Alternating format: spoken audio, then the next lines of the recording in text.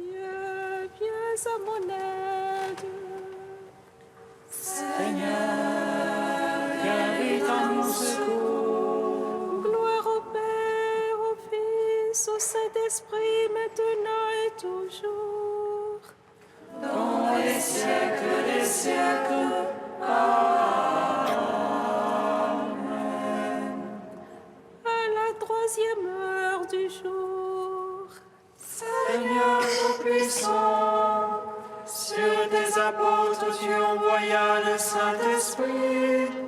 Fais-en ta bonté qu'il ne s'éloigne pas de nous, mais renouvelle et illumine nos cœurs. Pose sur nous ton regard, pénètre-nous de ta splendeur. Que ton esprit nous fasse goûter ce qui est droit, qu'il redresse ce qui dévie et réunisse. Ton peuple dispersé par le péché. Car tu es venu, Seigneur Jésus, pour nous sauver en ton amour. Toi qui enduras la mort au milieu du jour, et par ta résurrection as tout rempli de gloire. Avec le Père et le Saint-Esprit, nous te louons.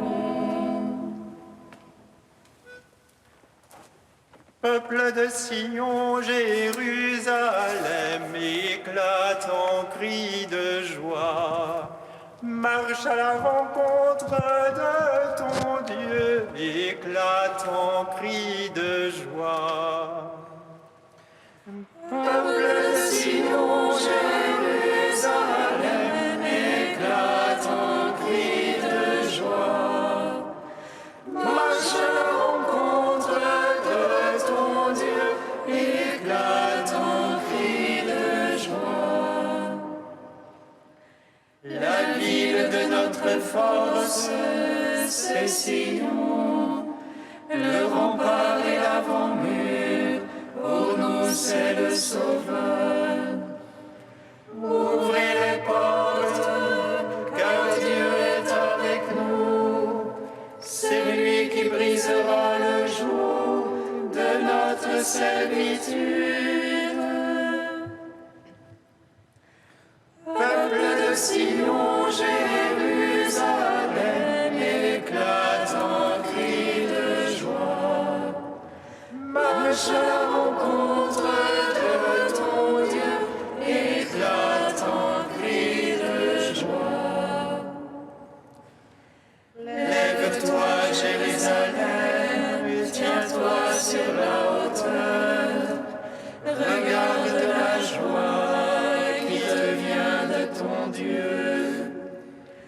Vois tes enfants du levant au couchant rassemblés, exultant d'allégresse, car Dieu s'est souvenu.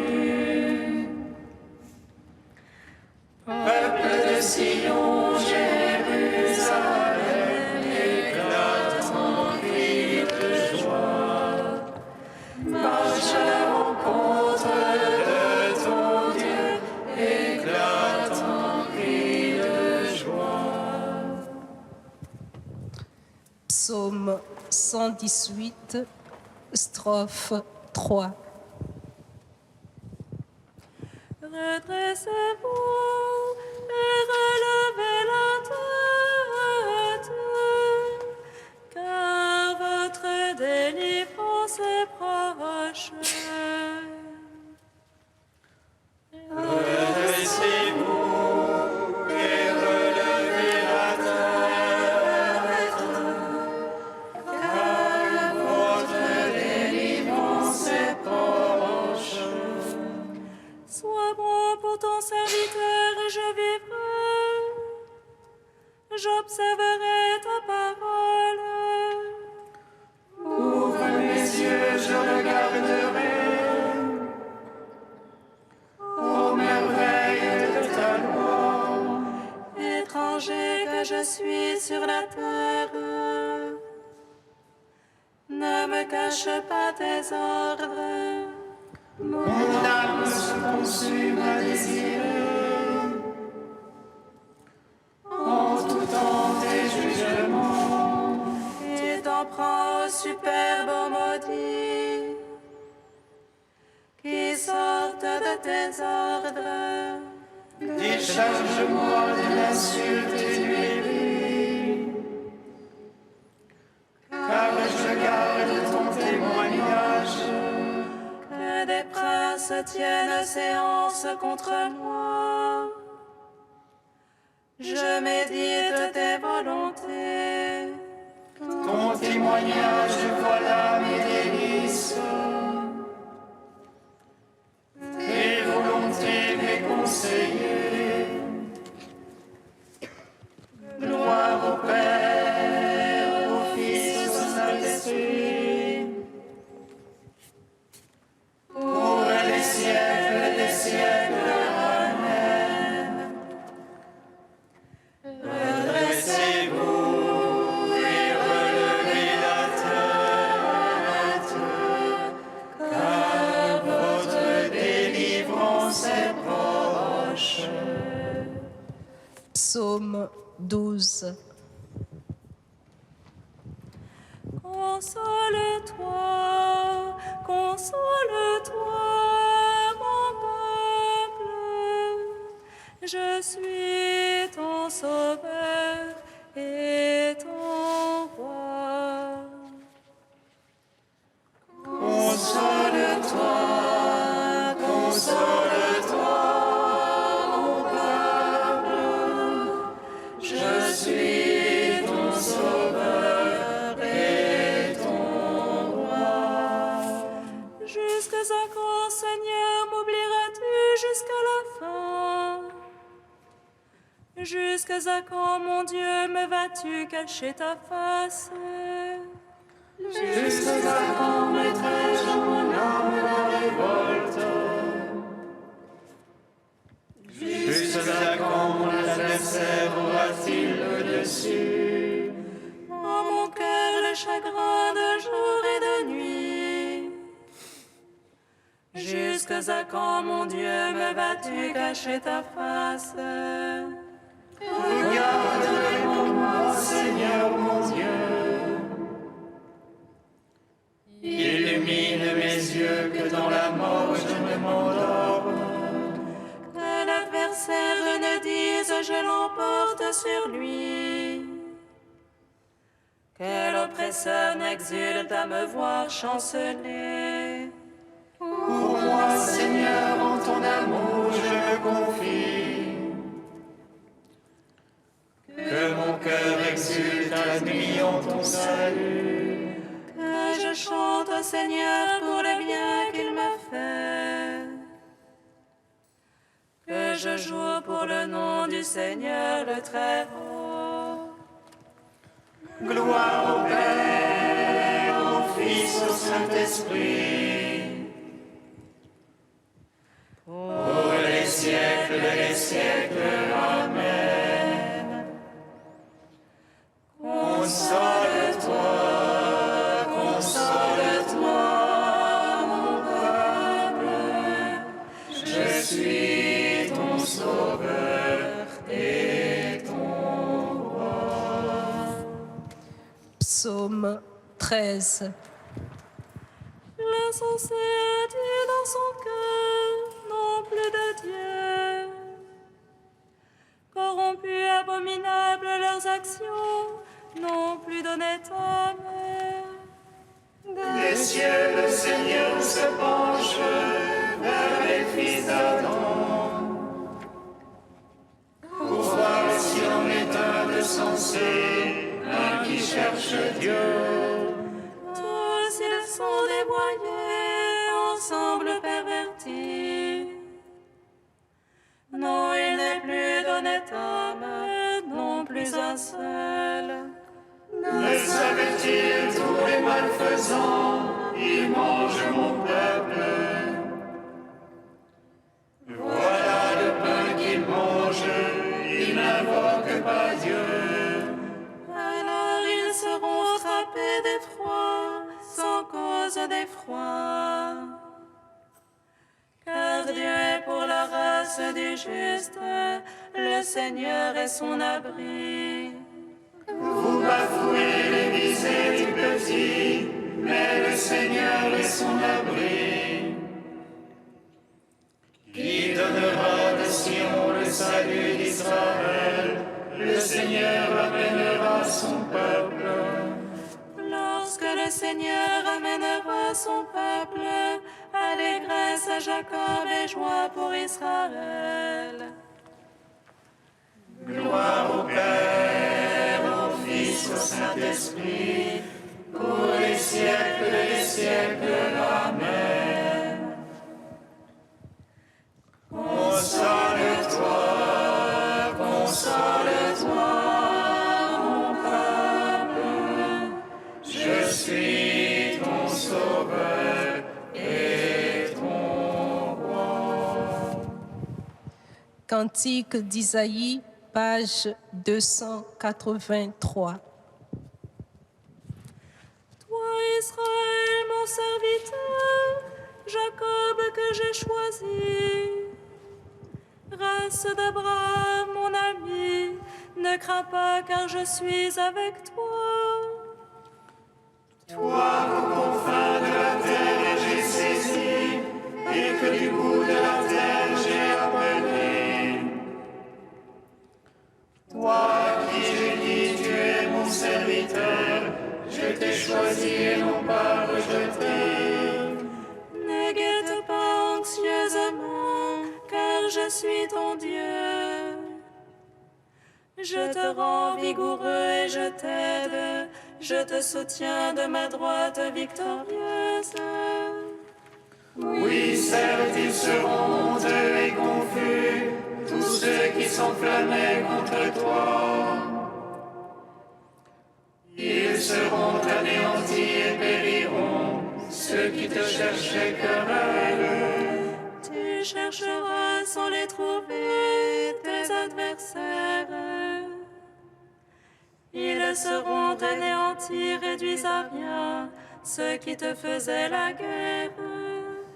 Car moi, le Seigneur ton Dieu, je te saisis par la main droite. Je te dis, ne crains pas, moi je viens à ton secours. Rends gloire au Père Tout-Puissant, à son Fils Jésus-Christ le Seigneur,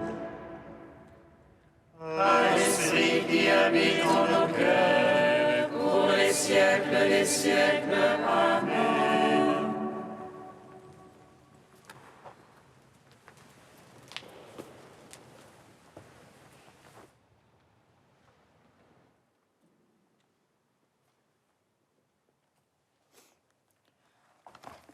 Du cardinal Etchegaray, Viens Seigneur Jésus. Chaque année, le cycle liturgique est inauguré à l'Avent par la vision de la fin des temps. Le chrétien est tout le temps un homme de l'Avent. Il commence toujours par la fin pour lire le grand livre de l'histoire. C'est pourquoi Jésus lui demande de veiller et de prier en tout temps, afin d'être digne de se tenir debout quand reviendra le Fils de l'homme. Sainte Thérèse de Lisieux écrivait à une de ses sœurs en parlant de Dieu : « Il se lassera plus vite de me faire attendre que moi de l'attendre. » Dans cette attente, le Christ montre qu'il connaît bien ce qu'il y a dans l'homme. L'homme moderne en particulier se voit ramené en deçà des grandes utopies qui le fascinaient, confronté à des tragédies. Le monde est hanté par sa fin possible, redouté et désiré comme un vertige. L'étonnant est que, pour dire son angoisse, les hommes recourent encore au vieux langage apostolique. Mais ce langage est désacralisé, vidé de ses références religieuses et chrétiennes, vidé aussi de son poids essentiel d'espérance pour se réduire à une rhétorique de la catastrophe, du dernier homme, de la fin de l'histoire. Plus que jamais, le rôle de l'Église se fait pressant et exigeant. Son message d'espérance est unique au monde et pour tout le monde. L'espérance chrétienne, elle est d'abord communautaire. Elle est celle d'un peuple ressuscité en marche vers son Christ qui va à la rencontre du Christ.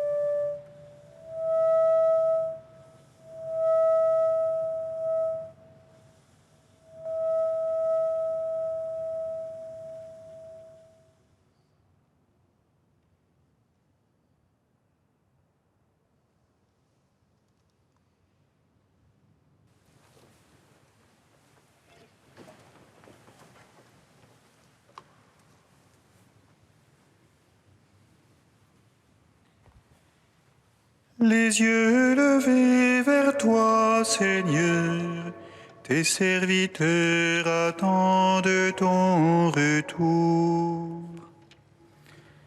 Les yeux levés vers toi, Seigneur, tes serviteurs attendent ton retour. Voici notre Dieu, en lui nous espérions et il nous a sauvés. Les yeux levés vers toi, Seigneur, tes serviteurs attendent ton retour. Lecture du livre du prophète Isaïe. En ce jour-là, le Seigneur de l'univers préparera pour tous les peuples, sur sa montagne, un festin de viande grasse et de vin capiteux, un festin de viande succulente et de vin décanté. Sur cette montagne, il fera disparaître le voile de deuil qui enveloppe tous les peuples et le linceul qui couvre toutes les nations. Il fera disparaître la mort pour toujours. Le Seigneur Dieu essuiera les larmes sur tous les visages et par toute la terre il effacera l'humiliation de son peuple. Le Seigneur a parlé. Et ce jour-là, on dira, « Voici notre Dieu. En lui nous espérions et il nous a sauvés. C'est lui le Seigneur. En lui nous espérions. Exultons, réjouissons-nous, car il nous a sauvés. Car la main du Seigneur reposera sur cette montagne. » Seigneur, gloire à toi.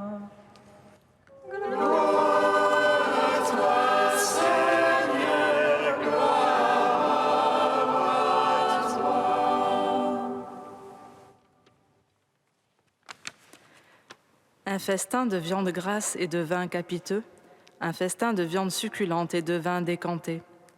Voilà ce que le Seigneur préparera pour tous les peuples dans son royaume. Un festin, c'est un moment de convivialité. De fait, l'acte de manger, aussi banal qu'il paraisse, a beaucoup d'importance. D'abord parce que c'est un acte vital. Sans nourriture, pas de vie. Les personnes à qui Isaïe s'adressait ne mangeaient sûrement pas tous les jours à leur faim. Régulièrement, le peuple connaissait la famine et les plus pauvres dépendaient de la générosité des autres. L'homme ne vit pas sans pain. Ce qu'Isaïe annonce au peuple de la terre, c'est donc qu'ils n'auront plus à s'inquiéter de cette préoccupation de chaque jour, car c'est Dieu qui y pourvoira, qui leur donnera le salut, la vie, et la vie en plénitude. Mais de fait, un festin, et même un repas tout simple, ordinaire, c'est aussi un moment partagé, l'occasion de maintenir ou de resserrer les liens familiaux, l'occasion aussi de faire perdurer et de transmettre les traditions culturelles ou familiales. L'homme ne vit pas seulement de pain. De fait, la convivialité du repas évoque celle que le chrétien doit entretenir de manière générale avec les autres, avec Dieu. Jésus lui-même, dans les évangiles, passe beaucoup de temps à table. Il se laisse inviter par tous. Et dans l'Eucharistie, sa vie donnée pour l'humanité, Jésus la présente sous les espèces du pain et du vin qu'une parole accompagne. L'homme vit de toute parole qui sort de la bouche de Dieu. Jésus inaugure ainsi le royaume, qui ne sera pleinement présent qu'à la fin de l'histoire des hommes, où le mal et la mort auront disparu, comme le décrit Isaïe dans le texte. Élément vital, communion, lien social, solidarité, union avec Dieu, bénédiction, nourriture et relation aux autres et à Dieu sont intimement liés. Un jour, nous vivrons tout cela pleinement. Et ce jour-là, on dira « Voici notre Dieu, en lui nous espérions et il nous a sauvés ». Dans l'avant que représente toute notre vie ici-bas, nous pouvons déjà nous y préparer.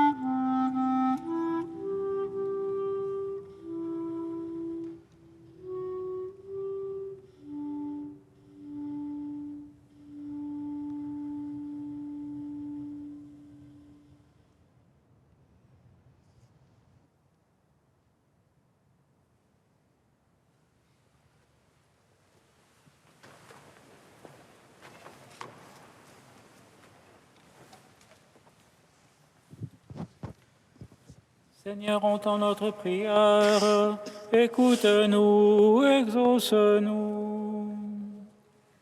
Seigneur, entends notre prière, écoute-nous, exauce-nous.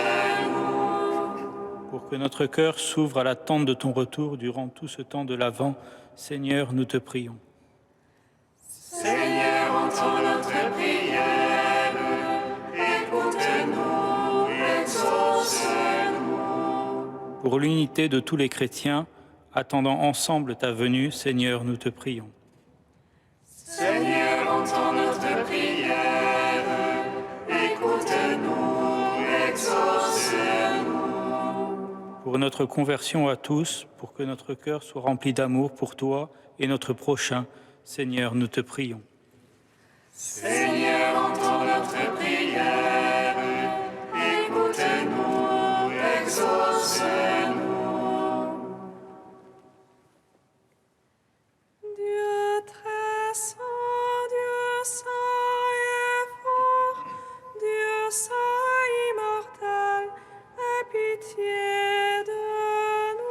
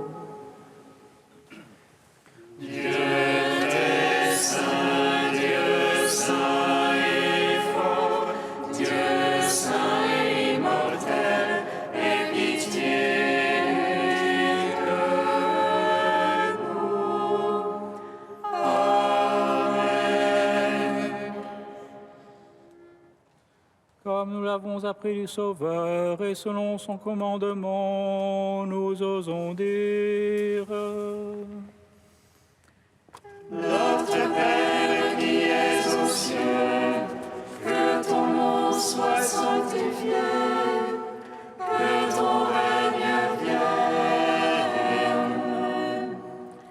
que ta volonté soit faite sur la terre comme au ciel. Donne-nous aujourd'hui notre pain de ce jour.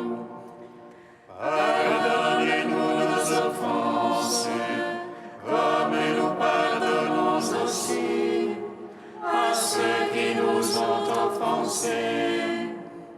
Et ne nous laisse pas entrer en tentation, mais délivre-nous du mal.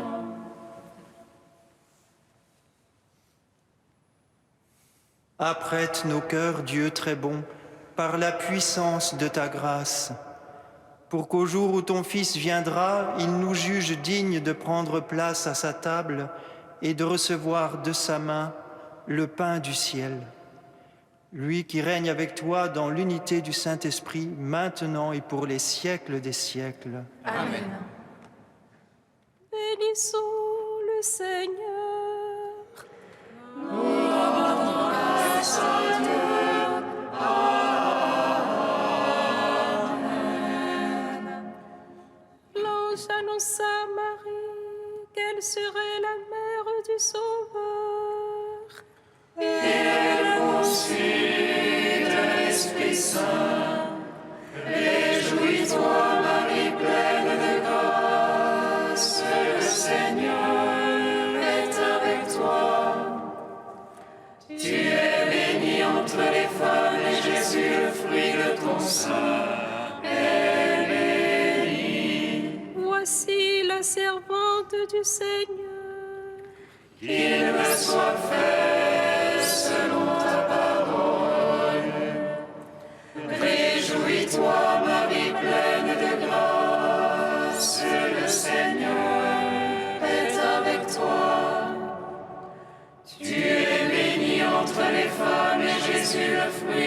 sein est béni. Et le Verbe s'est fait chair. Et il a demeuré parmi nous. Réjouis-toi, Marie pleine de grâce, le Seigneur est avec toi. Tu es bénie entre les femmes et Jésus, le fruit de ton sein, est béni. Prie pour nous, Sainte Mère de Dieu, Afin que nous soyons dignes des promesses du